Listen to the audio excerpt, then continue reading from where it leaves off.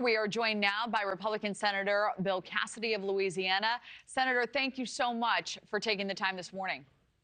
Hey, good morning. Thank you, Kelly. Good morning.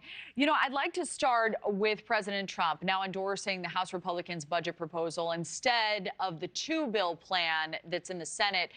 What is your take on this, Senator? Do you think the better strategy is, in fact, passing all of these agenda items in a single bill?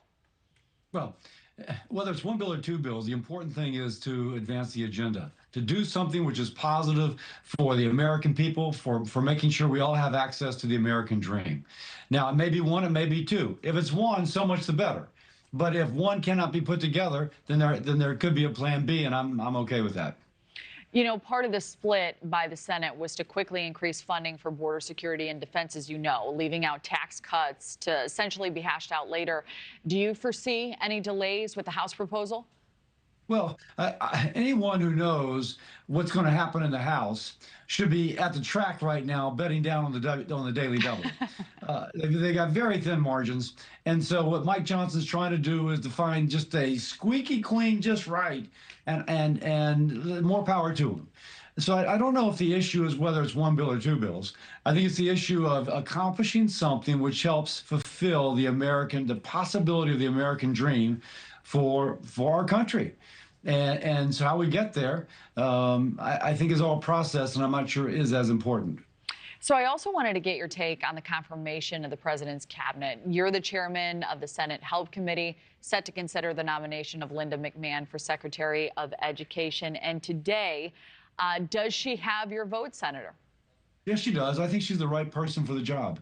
The biggest thing that the Department of Education has messed up over the last 4 years, and they've messed up a lot, has been the student loan program.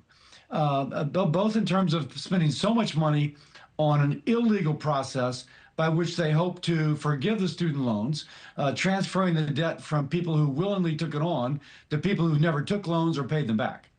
The second thing is, how do we get the application for student aid together? Now, both of those were totally screwed up by the previous administration.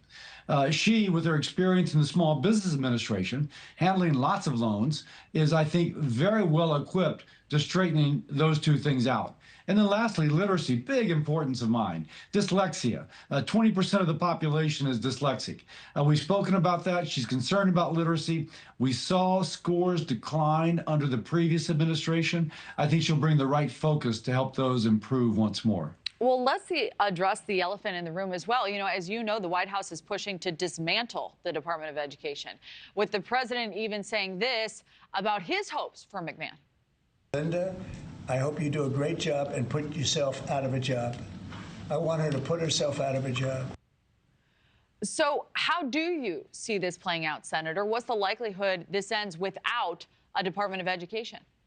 Well, first, people are immediately concerned about funding for schools, or charter schools, for example, and she has been emphatic that funding for education will not decrease. And so that's first, let's put that down. Secondly, the Department of Education was created by Congress, and so the executive can't just disband it. But there's some parts of it which could be transferred to other agencies. There's a Department of Civil Rights, for example, that could be transferred to the Department of Justice. They have a Department of Civil Rights over there. And so transferring things out which are duplicates of other departments may make fiscal sense. So I think that will be our task, and we'll work together on that.